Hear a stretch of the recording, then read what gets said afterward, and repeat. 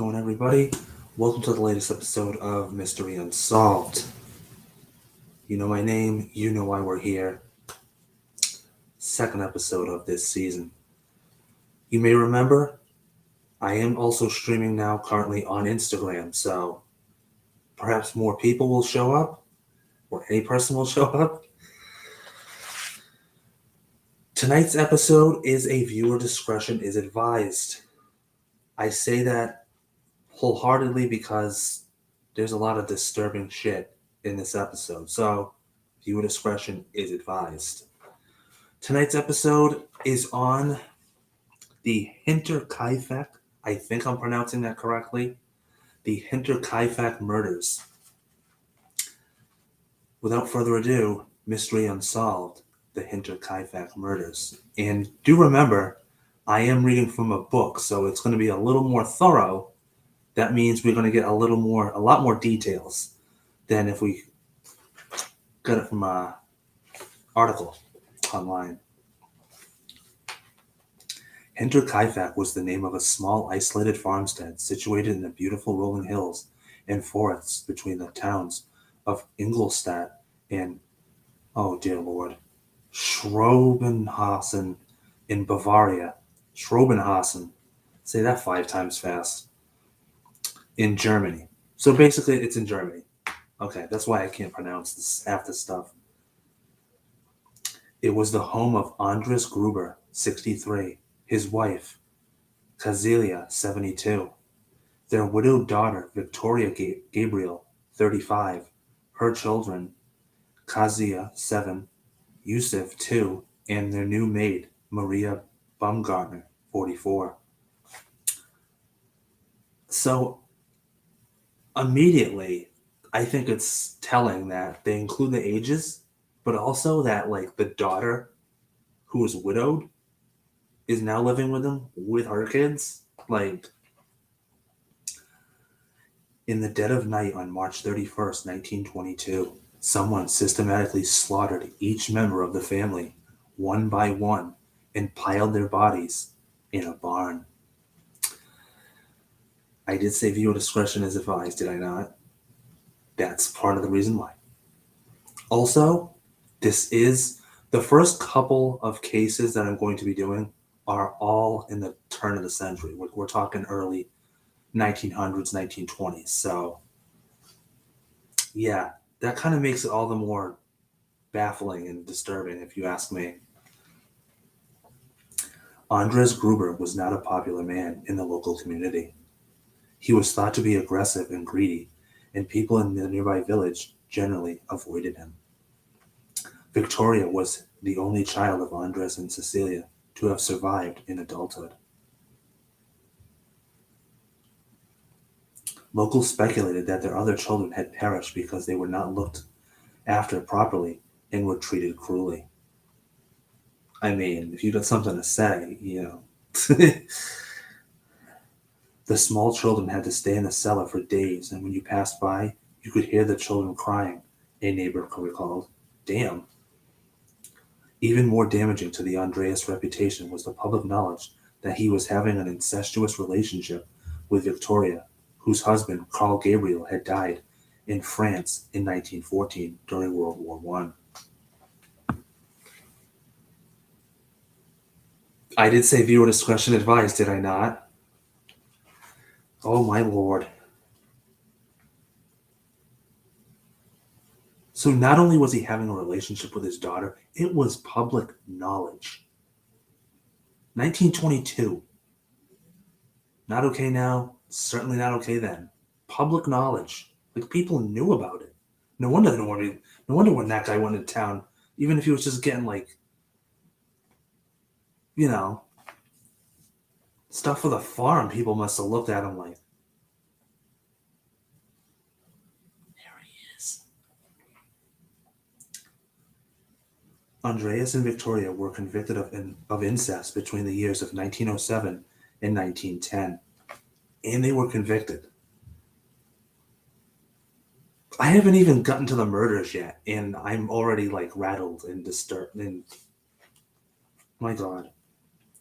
Victoria was sentenced to 1 month, and Andreas to 1 year in prison. How do you determine that? How?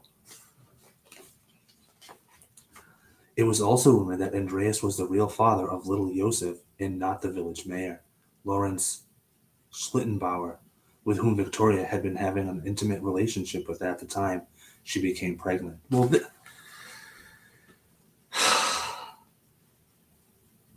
we're already on layer 2. Like, oh, Lord. So, the father of her son could be her father and not the mayor. I mean, I'm not. Okay. I'll just keep my thoughts to myself on that. Lawrence had reportedly wanted to marry Victoria, but had been stopped by Andreas, who had angrily chased him away from the farm with a scythe. Crescence Reiger, the Gruber's maid before the ill-fated Maria Baumgartner, later told police she had overheard Andreas telling Victoria that she does not need to marry because as long as he lives, he is there for this. Dude. No. No.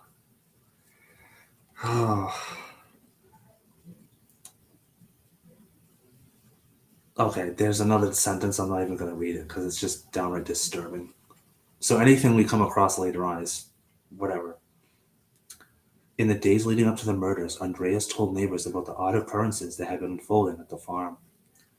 A Munich newspaper was discovered on the kitchen windowsill, which the family found peculiar because it was not a local newspaper. When Andreas questioned the postman, Joseph Mayer, about it, he denied that he delivered the newspaper to anybody in the area. When Andreas looked out the snow-covered farmland, he noticed footprints leading from the edge of the nearby dark forest to the farm, but none leading back. Somebody hiding out in the farm? In the barn? Was there a trespasser? Was someone watching the family? Crescence Reiger certainly thought so. While working at the farm, she was so convinced that somebody or something was lurking in the shadows of the forest that just months before the murders, she packed her bags and fled, never to return. So the first maid was just like, yeah, I suspect something is going on here, and I'm just gonna leave and not tell the family. Excuse me. At around the same time, the house keys disappeared from Andreas' desk, and somebody attempted to break into the engine yard. What the hell's an engine yard? Andreas also voiced concerns that livestock was missing and that somebody was creeping around in his attic. Then check it out. You know what I mean? Like, right away, we know that this dude is like extremely hated by the community for obvious reasons. On top of all of that, he's hearing shit in his house. Like, dude, check it out. Also, keep track of your livestock. Like, I had 4 cows, and now I'm missing one. Over the course of several nights, he heard strange noises coming from above, but when he went to investigate, he found nothing. Okay, so at least he's investigating. His neighbor urged him to go to the police, but Andres refused, saying, I know how to defend myself. That's a Russian accent, not really German, but, whatever.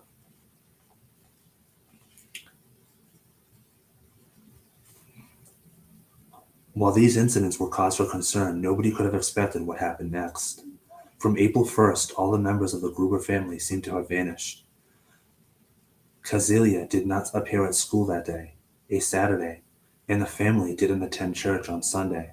The absence of Victoria, who sang in the choir, was particularly noticed. On Tuesday, 3 neighbors decided to investigate. Discovering that all the doors were locked, they broke into the barn adjoining the farmhouse. Daylight penetrating the murky barn, I'm adding words, illuminated a ghastly sight. The bludgeoned bodies of Andreas his wife Kazelia, Victoria, and her daughter Kazelia, piled up among the hay. From the barn, the neighbors were able to enter the farmhouse, where they found the lifeless bodies of the new maid Maria and little Yosef. Each of the victims had suffered fatal blows to the head. The police concluded that the first 4 victims had been lured one by one into the barn and murdered before they could even cry out. The killer stacked their bodies one on top of the other and partially covered them with hay and an old door that had been dumped in the barn. Why? Kind of weird. As if the murders weren't bad enough, he's got to pile them up on top of each other and put a door onto them.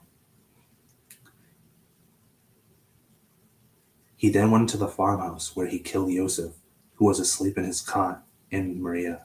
He covered their bodies with clothing and sheets. Each victim had been bludgeoned with a mattock, a pickaxe-like farming tool, on the face and head. The elder Kazelia also showed signs of strangulation. While the majority died a quick, albeit death, the younger Kazelia took several hours to die. The pathologist discovered tufts of her hair tangled in her fingers and in her hands. She apparently pulled some of it out as she lay dying. God damn. The poor little girl was just like laying there, slowly dying, pulling out her hair. The pathologist estimated that the murders took place at around 9:30 p.m. on March 31st. Furthermore, the killer did not immediately flee the grisly scene. He remained at the farm for several days, feeding and milking livestock and helping himself to bread and ham from the pantry. Does this sound familiar? Remember last week? Same thing. Like the killer just helped themselves to food in the people's houses. Like that's weird. Like that's really freaking weird. Like I understand that it's a farm, and he took care of the livestock. He killed the freaking family, but he's like, let me help the livestock. Let me keep them alive. Neighbors later claimed that they had seen smoke coming from the farmhouse chimney. The family dog had been tied up in the barn, but was unharmed. So he doesn't hate the animals on this farm, but he sure as hell hated the family. Schrobenhausen police were called in to assist the investigation, but after realizing that they were in over their heads, the more experienced Munich force took over the case. Their initial theory was that the killer was a vagrant, motivated by the family's considerable wealth. However, a search of the farm indicated that gold coins and jewelry had been untouched, and no belongings or livestock were missing. Okay, I can understand why this isn't the first theory, because this is the Munich police. Had that been the Schrobenhausen police, that's the local police, they did not inform the Munich police, clearly, of anything about this family. It's like, oh, what can you tell us? They didn't do that, apparently. Because if they did, they would have said, well, Andreas, he's a dick. People don't like him, and he's sleeping around with his daughter. Excuse me? Yeah. Somebody was out to get this man. You know what I mean? Like, police gonna police, huh? When police questioned local residents, the name Josef Bartel came to their attention. Bartel was a serial robber who had once escaped a mental asylum. In 1919, he robbed the Elder family in the small village of Ebenhausen, about 13 miles from Hinterkaifeck. Many speculated that only a madman like Josef would have remained at the crime scene, living alongside the bloody bodies of his victims for so many days. However, other than the most tenuous circumstantial evidence, nothing tied him to the crime. They said he was a serial robber, not a serial killer. Like, I need more context there. Is him being a serial robber also mean that he killed before? Like, what are we talking about? Mayor Lawrence Schlittenbauer, the one that the daughter was having a relationship with, And the father was like, "Get lost. She's mine." And he meant that in two ways. Creepy bastard. Who once wanted to marry Victoria and possibly fathered Yosef, was a prime suspect throughout the investigation. Nothing like having your town mayor be a possible suspect for murder, but hey, nobody's ruled out. He was one of three neighbors who discovered the bodies and lived closest to Hinterkaifeck farm.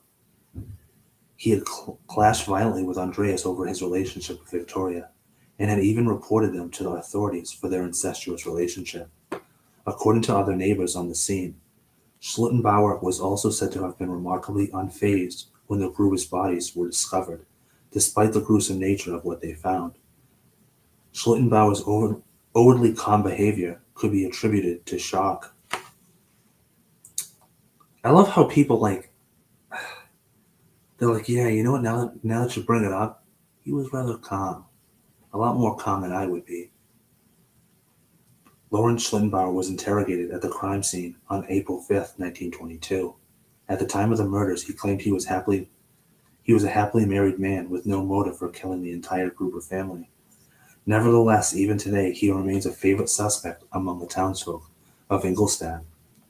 Schlittenbauer's family was still that. Schlittenbauer's family still. I can't say that name's hard to say. Still, his family still lives in the town and has to endure speculation that he was the killer, even though, as his son Alios points out, there has never been an indictment. One of the more inventive, I cannot talk. Here I go again, talking faster than I can process. One of the more inventive theories about the case concerned Victoria's ex-husband, Carl Gabriel, who supposedly died in the trenches in 1914. I do remember coming across this part. This one's kind of stupid. Like this book, as good as it is, it's detailed. And when I mean detailed, they will come up with every possible theory, even dead people. Like, oh, maybe the dead guy did it. Excuse me? Like, his body was never actually retrieved, leading the Schrobenhausen chief of police, Ludwig Meixel, God, I love these names, to suggest that perhaps Gabriel had not died after all. How would you conclude that? Like, this was the Schrobenhausen police. This was the police that knew, this was the local police. The ones that knew Andreas was a dick and slept with his daughter. That he wasn't well liked in the public. And yet, they're like, maybe it was the daughter's dead husband. Where do you even come up with a theory like that? Like, there's literally tons of suspects all over town, and you're like, maybe it was the dead husband. That's, I don't even understand. Damn it, sorry. Live. Oh, damn.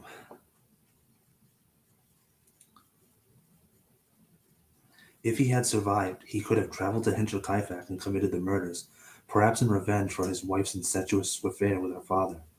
However, on December 12, 1923, Carl Gabriel's death was officially confirmed by the Central Prosecution Office for war losses and war graves, and he was ruled out as a suspect. As he should have been. God damn. That police chief's a moron. Another surprising suspect was the cruel and controlling head of the family, Andres Gruber himself. Author Adolf Jacob Kobel, argued in an article in the Munich newspaper. I'm not pronouncing that. Nope. That the mattock used to kill the victims was... Sorry. That the mattock? Oh, okay, that's the weapon. The weapon used to kill the victims was handmade by Gruber himself, and would have been difficult for an untrained person to wield with such deadly efficiency. Would it though? I mean, it's a farm tool. It's like, oh, what is this? How hard is it to freaking use? Like, it's got a handle, you know? However, this theory falls However, this theory fails to explain how Andres could have inflicted such fatal injuries on himself. Also, this guy was supposedly like an asshole. Like, I just don't see a reason for him to like off his entire family and then himself, even if that were possible. Like the demeanor of this man, no. In 1941, an elder neighbor, Crescentia Mayer, made a deathbed confession to her priest, Anton Haber. She stated that her brothers, Adolf and Anton Gump, were responsible for the Hinterkaifeck murders. She explained that her older brother, Adolf, had been in an intimate relationship with Victoria and had been infuriated when he became aware of Victoria and Andres Gruber's incestuous relationship.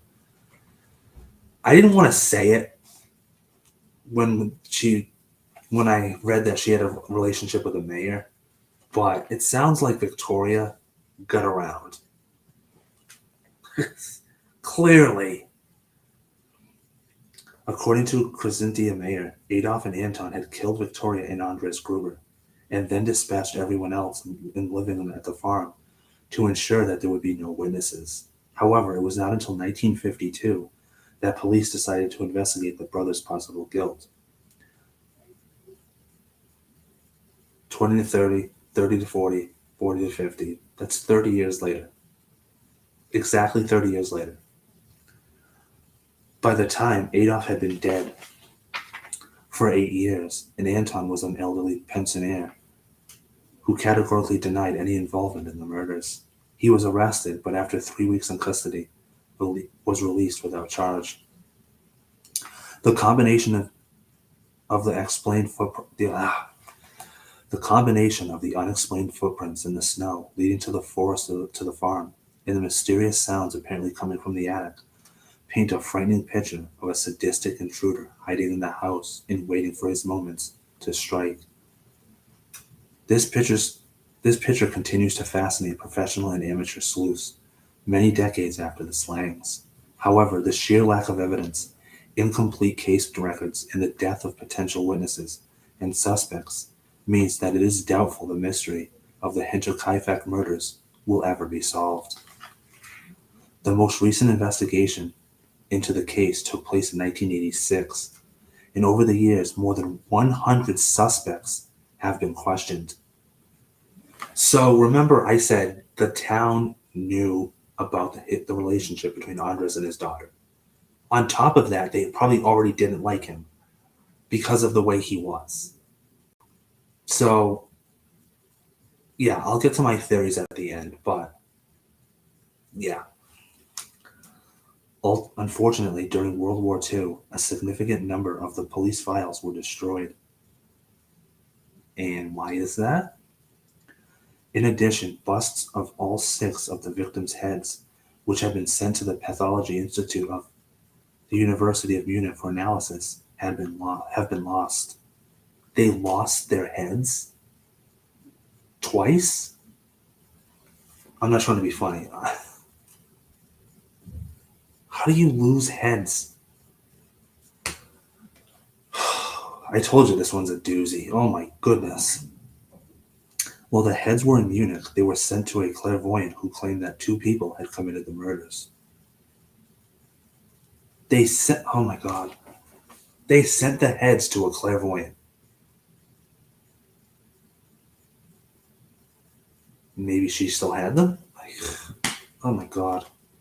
1 year after the murders at Hinterkaifeck, a court order was given for the farmhouse and outbuildings to be demolished. A small marble monument near the original site, along with 6 graves for the family and their maid, is all that now remains to mark the horrors that unfolded all those years ago. Yeah, pretty messed up case, huh? Right? Alright. Before I get to my theory as to who I think did it, I'm going to give you a motive. They were after Andreas Gruber, the head of the family, the father, and the husband. Yeah. I think Something like when I read that first paragraph, even when I read this book the first time, I immediately was drawn to the fact that the public community didn't like him. And then I got to the whole incestuous relationship with him and his daughter Victoria. There's another reason. There's already two layers as to why the people don't like him. So clearly that makes me think it was somebody in town. The mayor, to me, is probably the biggest. Like, people still think to this day that it was the mayor. He was. I think he's a strong candidate. Also, I think my second thought as to who did it, they said a vagrant, but I'll go a little bit further and say that maybe it was like a local town vagrant that people knew. You know what I mean? Like somebody that was like, maybe Andreas didn't treat him like, maybe not only did Andreas not treat this guy, whoever he might be, with respect, but maybe he tried to pursue Victoria, knowing her reputation, and she rejected him. So he was just like, screw this family, and decided to kill them all. Not a crazy thought. Over 100 suspects were interviewed. So, I mean, I think that it was either the mayor or it was a local town vagrant who Andreas kind of like shunned and disrespected, and maybe even Victoria rejected, which would definitely, like, if this guy had psychological problems and he was kind of like the town drunk or the town idiot, the village idiot or something like that, just some local schmuck, whatever, absolutely. He could have just offed the entire family because he didn't get his way. Crazy case, though, huh? What do you think? Do you think it was the mayor? Do you think it was my second theory, a local vagrant? Do you think it was Andreas Gruber himself? I don't think that's possible. That's just way too far fetched and crazy to me. I'd say let me know, but you never do. So just throwing that. It's a rhetorical question at this point, I suppose.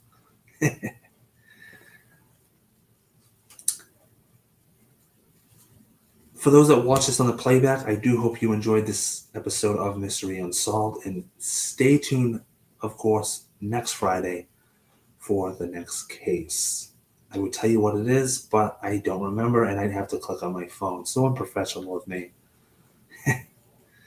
This has been Mystery Unsolved, the Hinterkaifeck murders. Until next time.